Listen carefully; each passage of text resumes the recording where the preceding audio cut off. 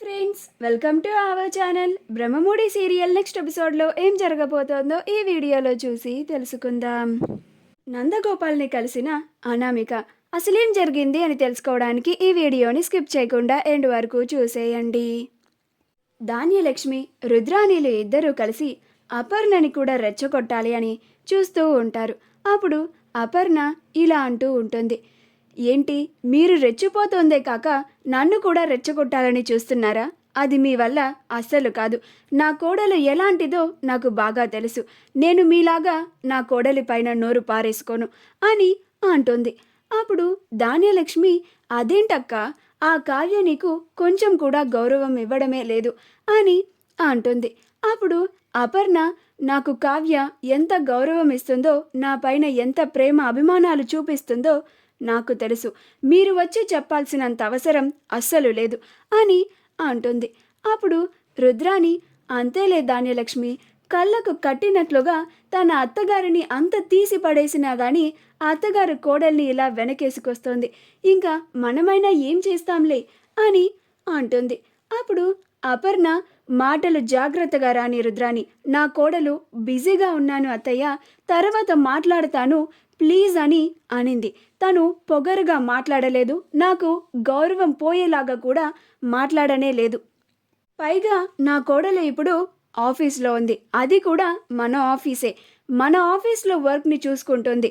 మన ఆఫీస్లో వర్క్ చేస్తున్నప్పుడు మనం ఇలా డిస్టర్బ్ చేయడం కూడా మన తప్పే. పైగా మీరు నా కోడలి పైన నిందలు వేస్తున్నారేంటి? నేను అసలు ఇప్పుడు కాల్ కూడా చేసేదాన్ని కాదు. మీరు ఇలా బలవంతం చేస్తున్నారనే నేను ఆ కాల్ని కూడా చేశాను. ఇంకొక్క మాట మాట్లాడినా మీ ఇద్దరికి మర్యాద దక్కదు అని అంటుంది. అప్పుడు ధాన్యలక్ష్మి, అంటే ఏంటక్క, నీ కోడలు ఏం చేసినా కానీ మేము కూడా చూస్తూ నోరు మూసుకొని ఉండాలంటావా అని అంటుంది. అప్పుడు అపర్ణ, నేనేమీ అలా చెప్పడం లేదు ధాన్యలక్ష్మి. కావ్య ఇంటికి రాగానే నేను కారణం ఏంటో అడిగి తెలుసుకుంటాను, అప్పుడు మాట్లాడతాను. అప్పటి వరకు మీరు మౌనంగా ఉంటే అందరికీ మంచిది అని అంటుంది. అప్పుడు రుద్రాణి, చూసావా ధాన్యలక్ష్మి, ఆవిడ గారి ఇంటికి వచ్చేదాకా నువ్విలా వేచి ఉండాలంట అని అంటుంది. అప్పుడు ప్రకాశం, ధాన్యలక్ష్మి వినవే విను, అన్నీ ఆ మందర మాటలు విని ఇలా ఇంట్లో రోజు గొడవలు పడుతూ ఉండు. నువ్వసలు మారవే, చి అని అక్కడి నుంచి వెళ్ళిపోతాడు. అలా ఇందిరాదేవి, అపర్ణలు కూడా వెళ్ళిపోతారు. అలా ధాన్యలక్ష్మి కావ్య పైన చాలా కోపంగా ఉంటుంది.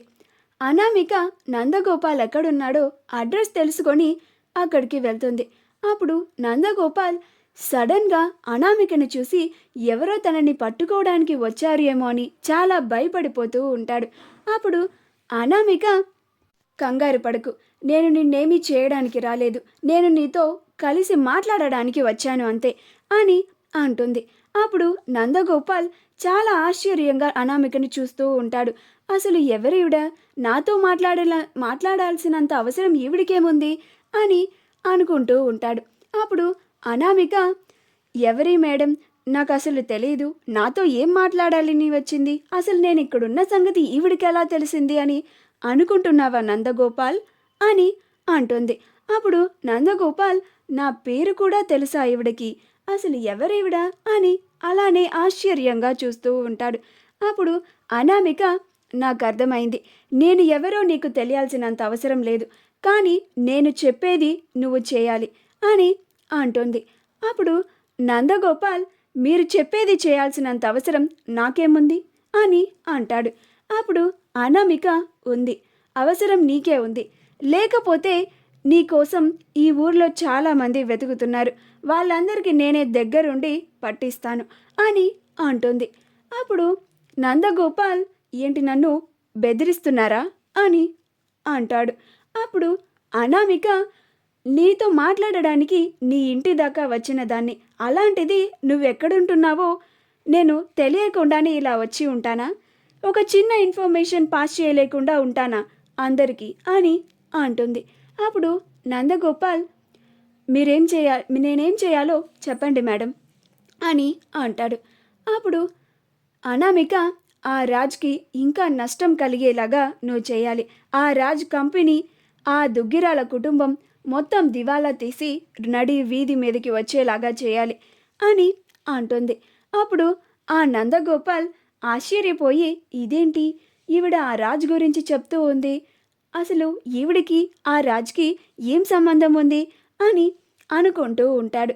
అప్పుడు అనామిక, ఏంటి నందగోపాల్ అలా నీలో నువ్వే ఆలోచించుకుంటూ ఉన్నావు అని అంటుంది.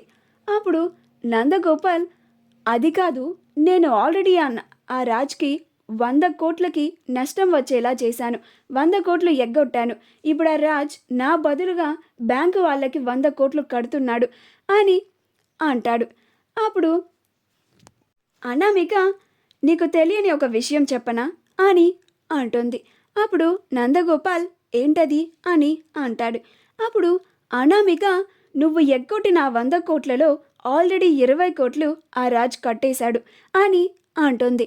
అప్పుడు నందగోపాల్ ఆశ్చర్యపోతాడు. అప్పుడు అనామిక, అంతేకాదు, మిగిలిన ఆ 80 కోట్లు కూడా ఎన్ని కష్టాలు పడైనా ఆఖరికి అప్పులు చేసైనా సరే ఆ రాజ్ వాళ్ళ తాతయ్య గారి మాట కోసం, వాళ్ళ తాతయ్య గారి మాట పోకుండా ఉండడం కోసం, వాళ్ళ తాతయ్య గారి పరువు పోకుండా ఉండడం కోసం ఏం చేసైనా బ్యాంకు వాళ్ళకి ఆ డబ్బుల్ని కట్టేస్తాడు, నీకు ఎలాంటి ప్రాబ్లం కూడా ఉండదు అని అంటుంది. అప్పుడు నందగోపాల్, 100 కోట్లు కట్టడం అంటే మామూలు విషయం కాదు, ఈ 100 కోట్లు కట్టడానికి రాజ్కి చాలా నష్టం వస్తుంది అని అంటాడు.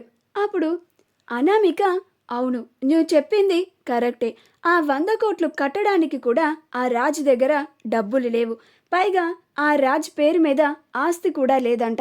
ఇప్పుడు వాళ్ళ ఆస్తి మొత్తం రాజ్ వైఫ్ కావ్య పేరు మీద ఉందంట. అందుకని వాళ్ళు వాళ్ళ ఆస్తిని జప్తు చేయనివ్వకుండా చాలా కష్టాలు పడి ఆ డబ్బులని కట్టడానికి విడతలుగా ప్రయత్నిస్తున్నారు అని అంటుంది. అప్పుడు నందగోపాల్, ఇప్పుడు నేనేం చేయాలి అని అంటాడు. అప్పుడు అనామిక అలా ఏం చేయాలో చెప్తూ ఉంటుంది.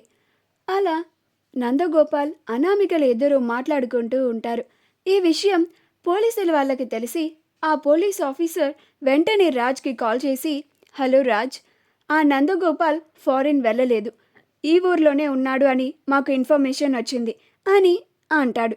అప్పుడు రాజ్ వెంటనే, నేను నా వైఫ్ ఇప్పుడే అక్కడికి వెళ్తున్నాము, మీరు కూడా వచ్చేయండి, ఈసారి ఆ నందగోపాల్ అస్సలు మిస్ అవ్వకూడదు, వాడి వల్ల నాకు ఎంత నష్టం వచ్చిందో నేను మీకు ఆల్రెడీ చెప్పాను కదా అని అంటాడు.